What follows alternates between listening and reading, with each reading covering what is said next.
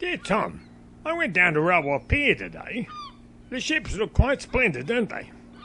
Best wishes to you and Jean. George. At the time of white settlement, the area now known as Port Melbourne was a sandy, swampy place, much influenced by the Yarra River. In the 1830s, the river followed a winding course, which made it extremely difficult to navigate. It was easier, quicker and cheaper to walk overland than to take that journey up the river by ship. Wilbraham Frederick Evelyn Liardet was an enterprising early settler in Port Melbourne. He arrived in 1839 on board the ship called the William Metcalfe, accompanied by his wife and children. Liardet found business opportunities in people's needs. He built the Pier Hotel and a small jetty to provide ferry and mail services. The gold rush of the 1850s made it imperative that improved transport connections from the bay to Melbourne be created. A writer of the time stated this: "As many as 2,000 new people might arrive in a week. The bay was clogged with ships." Some walked to the goldfields. Others, with greater means, went by carriage service offered by Cobb and Company. Prominent Melbourne businessmen founded the Melbourne and Hobsons Bay Railway Company to fund and build a railway to transport people and goods directly to Melbourne. The line was the first steam-hauled railway in Australia and was opened in 1854.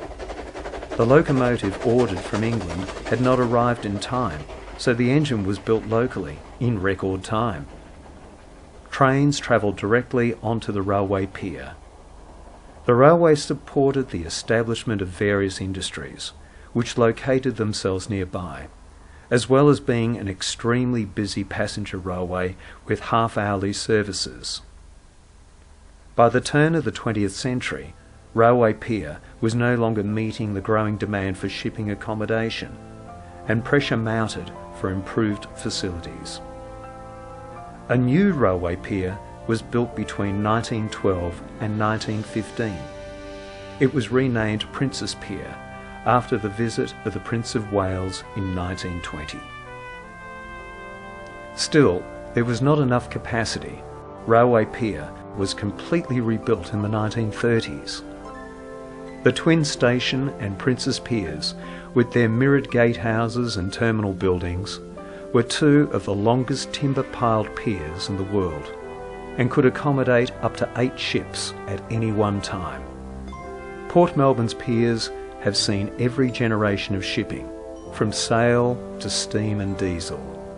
At the end of Bay Street was Town Pier, where the last ship berthed in 1931 and which was demolished in 1956. Black coal from Newcastle was delivered at Town Pier and taken by horse tramway to gasworks, where it was baked into gas. Ports' piers declined in importance with the advent of air travel and containerisation. The Australis was the last passenger ship to call at Prince's Pier in 1977. Port Melbourne was not only the arrival and departure point for ocean travel and freight, but also for bay excursions and holidays. The paddle steamers Ozone, Hygeia and Wiruna carried many a picnic and party from wing piers off the rebuilt Station Pier. They would go down the bay to Sorrento and Queenscliff and to holiday destinations on the Mornington Peninsula. Horses played an essential role in heavy freight to and from the piers. The few horse troughs that remain throughout port are a reminder of the crucial role they played. Horses were used for every kind of transport task, including home deliveries of groceries and milk. The last working horse in Port Melbourne was Jack. He delivered milk for Claude Butcher into the late 1980s. The horses knew the round as well as their owners. They knew where to stop and start. Children made good friends with some of these horses. Before the Second World War, few people could afford to own cars. With many factories close by, it was common for people to walk, take the train or cable car, or ride a bicycle to work. As well as the railway line, cable trams ran down Bay Street to the car shed. This tram depot was at the corner of Beach and Donaldson Streets between 1890 and 1937. A cable tram had no power to move on its own. It was the cable itself which moved, driven by gigantic steam-powered wheels at the engine house in City Road. The strong, continuous loop of cable moved steadily through a space below the slot in the street, through which a gripping mechanism reached to attach the tram onto that moving cable. In due course, cable trams were replaced by buses. The bus depot was at the southern end of Bay Street. After the Second World War, cars became more affordable, particularly with the Holden manufactured locally at Fisherman's Bend plant. Trains continued to run on the Port Melbourne line until 1987, when they were replaced by the light rail.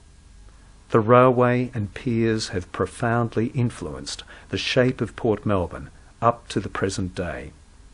When shipping and associated heavy industries began to decline in the 1980s, the area around the piers gave way to the residential development of the Beacon Cove estate, with the light rail service as its focal point. Cruise ships now berth at Station Pier. 66 cruise ships with over 200,000 passengers and crew were expected during the 2013-14 season. Almost 80 cruise ships were scheduled to visit Station Pier in 2014-15. Walking and cycling are, once again, popular ways of getting around. Freight of every kind is now carried by trucks large and small, from web dock to customers around metropolitan Melbourne and beyond.